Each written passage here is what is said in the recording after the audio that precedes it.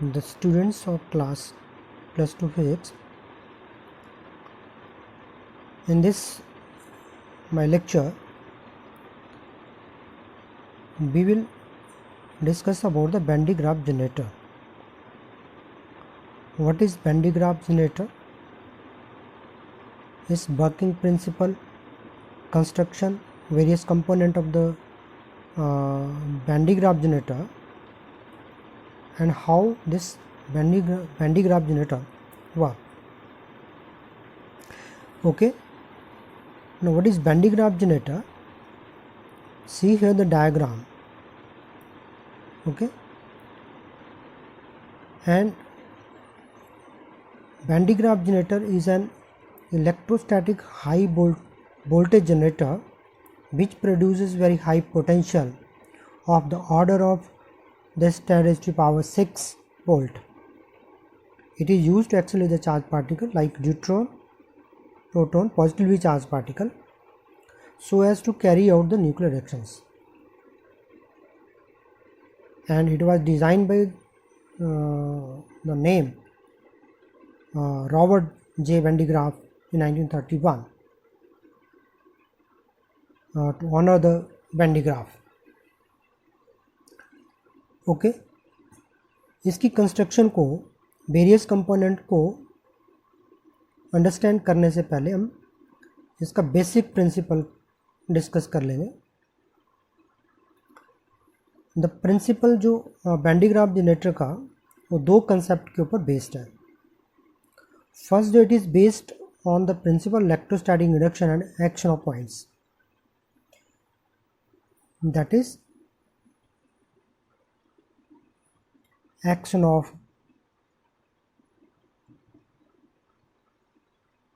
sharp points. Okay, action of sharp point means जहाँ पर area उस सरफेस का कम होगा तो सरफेस चार्ज डेंसिटी जो है वेरी हाई रहेगी at the sharp points. And second जो है, if the electric charge is imparted to the inside of the spherical conductor, it is distributed entirely on its outer surface. Okay, and second जो है, इसको explain कर सकते हैं on the basis of the electrostatic of conductors. चलिए first of all हम इसको discuss करते हैं. Action of sharp points, it mean that the charge density जो है, हम बात करेंगे यहाँ पे चार्ज डेंसिटी की बात करेंगे. Okay, and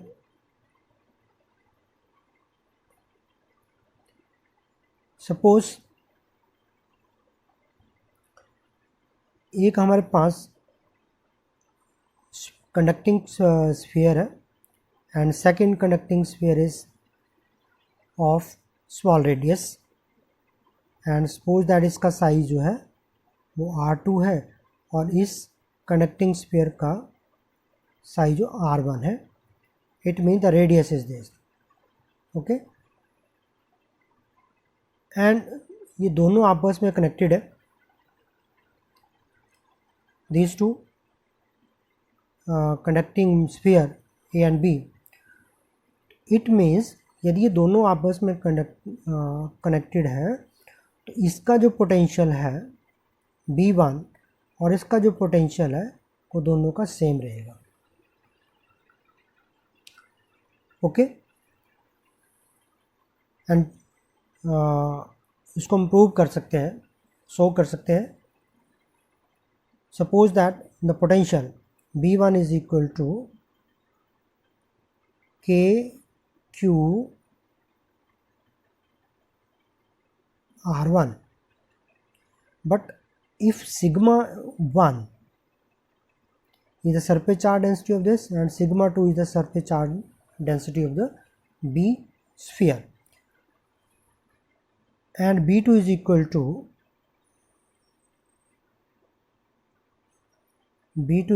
to K Q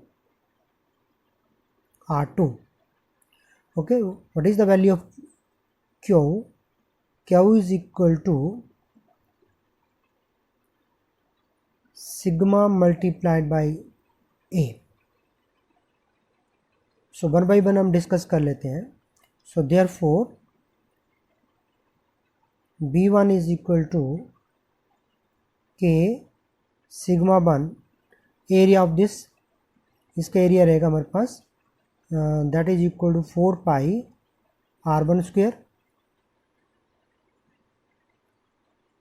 4 pi r1 square divided by r1, and B2 is equal to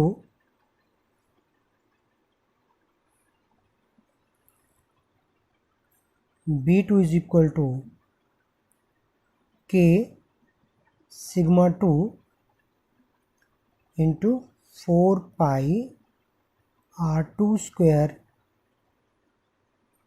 divided by r2. As we know that their potentials are same, so therefore K sigma 1 4 pi r1 square divided by r1 is equal to K sigma 2 4 pi r2 square divided by r2, and ये 4 पाई के साथ 4 pi cancel हो जाएगा, एक r1 के साथ एक r1 cancel, एक r2 के साथ एक r2 cancel, and also k के साथ k कैंसिल. तो हमारे पास आ जाएगा sigma 1 divided by sigma 2 is equal to r2 divided by r1, which implies that sigma is inversely proportional to r. What does it mean? वो size के ऊपर डिपेंड करती है सरफेस चार्ज डेंसिटी जो है. यदि साइज उसका स्मॉल रहेगा कंडक्टिंग मटेरियल का, तो सरफेस चार्ज डेंसिटी जो हाई रहेगी. ओके, तो चलिए इसको एक और वन मोर तरीके से इसको हम अंडरस्टैंड करने की कोशिश करते हैं. सपोज दैट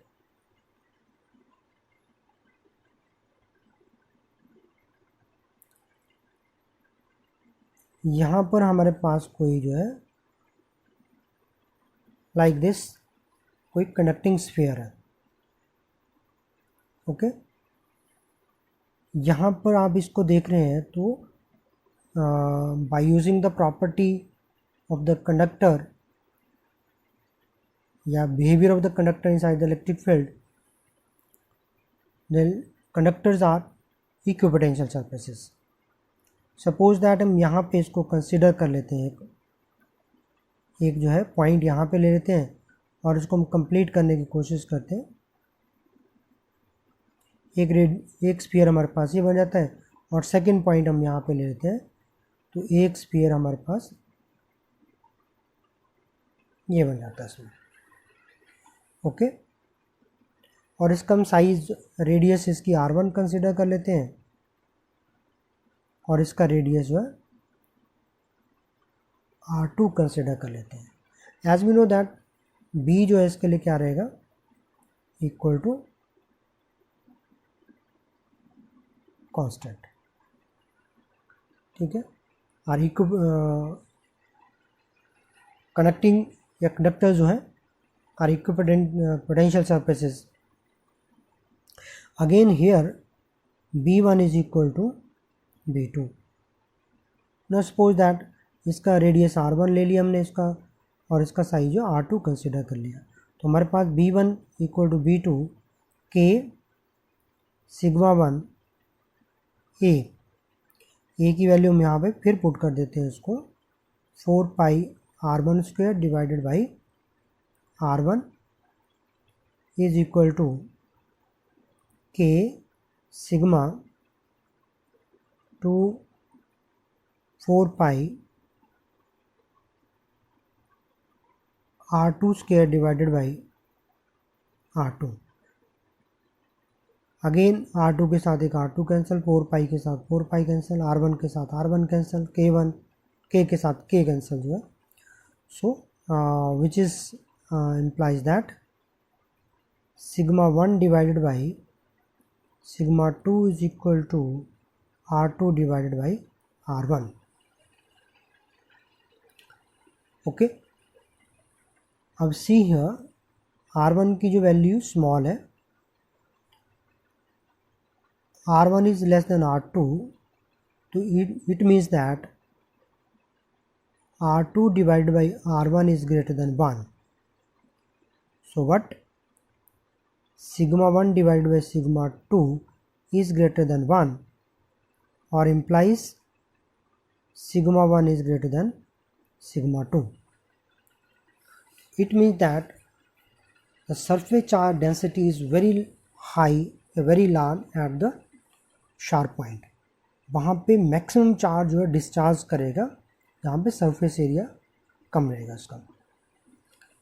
एंड सेकेंड जो है प्रॉपर्टी है कंडक्टर्स की, जैसे ही किसी कंडक्टर को चार्ज दिया जाता है, if a charge is given to a conductor, then the charge reside on the surface of the conductor. Okay, इसको हम कोशिश करते हैं यहाँ पे अंडरस्टैंड करने की। लाइक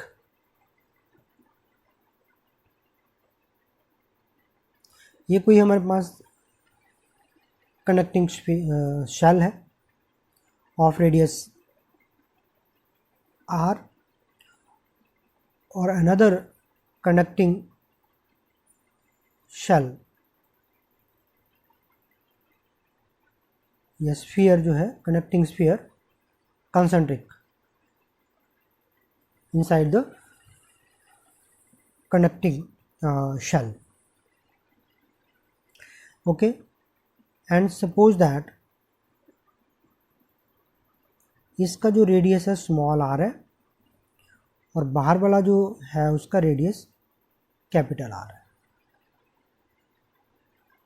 ओके, एंड जो अंदर जो कनेक्टिंग स्फीयर है उसके ऊपर चार्ज Q मान लेते हैं और बाहर वाले के ऊपर जो चार्ज है वो कैपिटल Q कंसिडर कर लेते हैं। And what will be the potential? This is A and interior में हम B मान लेते हैं। इसका पोटेंशियल क्या रहेगा? जो स्फीयर जो है कनेक्टिंग स्फीयर है, एक तो इसका रहेगा ड्यू टू इस अपने चार्ज के कारण, ठीक है, दैट इज इक्वल टू इसको मैं बी ए मान लेता हूँ। B A is equal to 1 upon या के भी उसको आप ले सकते हैं 4 pi epsilon naught into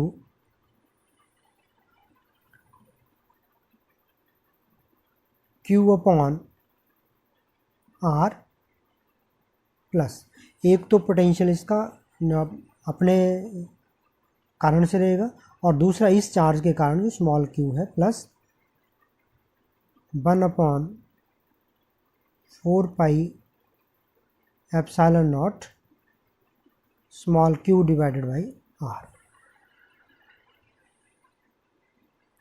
okay, and what will be the potential? जो इनर साइड में जो कंडक्टिंग स्फीयर है उसका पोटेंशियल क्या रहने वाला है? That is equal to 1 upon 4 pi epsilon naught. हम इसमें अगेन एक तो इसके अपने इस चार्ज के कारण होगा और दूसरा जो है इस बाहर के चार्ज के कारण रहेगा। That is equal to Q upon R plus 1 upon 4 pi epsilon naught Q upon R. Understand, am I right? एक तो जो अंदर का जो स्फीयर है उसका जो पोटेंशियल है उसको हमने बी भी कंसिडर कर लिया 1/4πε0 इस चार्ज के कारण, और इसका कितना डिस्टेंस है इसका, that is equal to R. और दूसरा जो है जिसका अपना जो चार्ज क्यू है at a distance of small R, Q upon R. Then what will be the potential difference? The potential difference B is equal to BB minus BA। यदि इसको हम सब्ट्रैक्ट करते हैं तो एक तो हमारे पास ये टर्म, एक ये टर्म और एक ये टर्म जो कैंसिल हो जाएगी, और क्या बचा इसमें हमारे पास, that is equal to 1/4πε0 Q upon R minus 1/4πε0 Q upon R. See here, this number is greater than this number because the value of R is small. Okay, तो ये जो हमारे पास रहेगा इसका जो डिफरेंस आएगा that is equal to positive रहेगा। It means that BB is greater than BA. BB is greater than BA.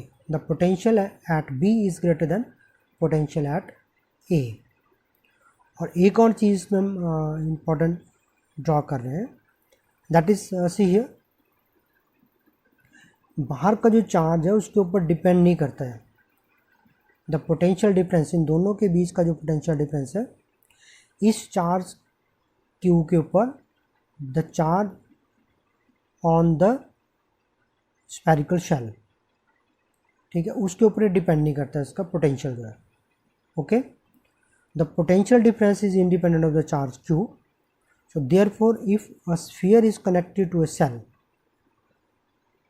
like this, sphere is connected to a cell, the charge supplied to the sphere will immediately flow to the shell।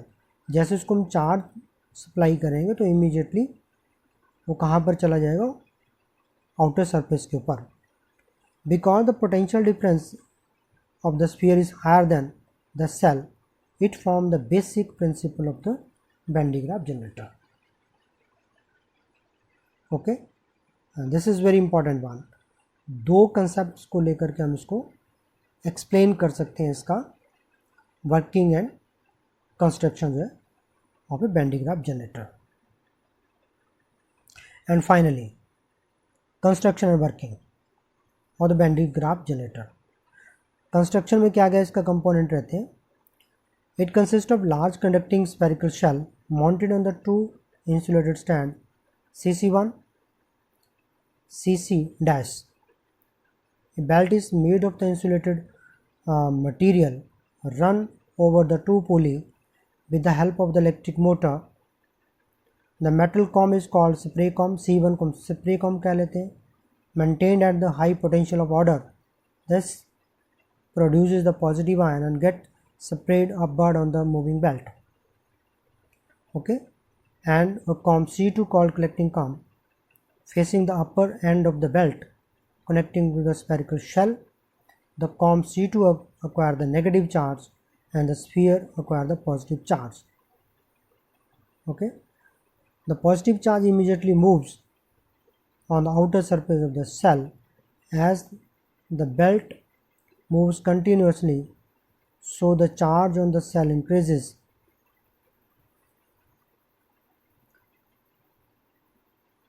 to continuously. When the charge on the cell is very high, its leakage due to the ionization of the surrounding air also increases।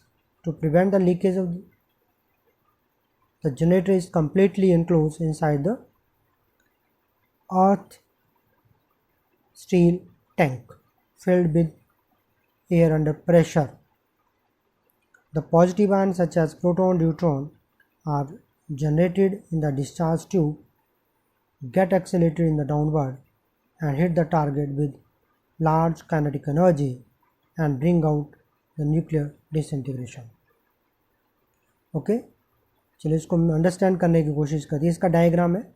तो क्या क्या रहता है, इसको com C1 कह लेते हैं इसको, and this is com C2. इसको हम स्प्रे कॉम कह लेते हैं. ठीक है, और इसको कनेक्ट किया होता है बैटरी के साथ, high voltage ST high tension battery के साथ.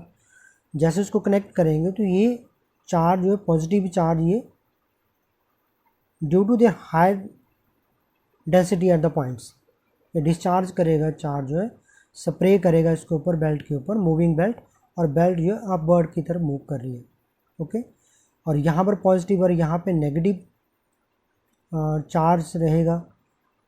ठीक है, इसको न्यूट्रलाइज कर देगा पॉजिटिव चार्ज को, और यहाँ पे इसका दूसरे एंड के ऊपर जो है पॉजिटिव चार्ज आ जाएगा इस बेल्ट के ऊपर, और इमीडिएटली चार्ज जो है वो बाहर की तरफ जो है on the outer surface of this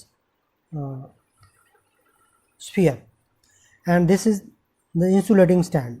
ये दो इंसुलेटिंग स्टैंड है जिसको लिखा था CC-. ओके, ये इंसुलेटिंग बेल्ट जो है मूव कर रही है. एक्सपेरिमेंटल एरिया का मतलब क्या होगा, यहाँ पे आयन सोर्स रहेगा और एक डिस्चार्ज ट्यूब है, हियर द डिस्चार्ज ट्यूब, और इसको हिट करेगा विद टारगेट को विद हाई काइनेटिक एनर्जी के साथ. Okay, and here the ion source is like this.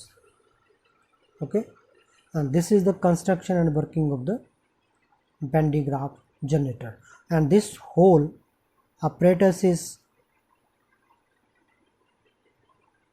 enclosed in the earth steel tank. This is a steel tank. Okay, and this is the Van de Graaff generator. And in the last, what are the uses of the Van de Graaff generator? ये use कहाँ होता है? As we know that the Van de Graaff generator is used to accelerate the charged particle. Accelerate the charged particle, neutron, proton, so carry out the nuclear reactions. Okay, nuclear disintegration भी हम इसको कह सकते हैं. And this is the first use. Second, in medical sciences the beam of charge particle are use to treat the cancer. Okay, and what are the limitation of the Van de Graaff generator? The limitation, it can accelerate only the charge particle, not uncharge particle like neutron. Okay, and they are now largely obsolete because the modern accelerator produces much high energy. Okay, and these are the uses and the limitation of the Van de Graaff generator.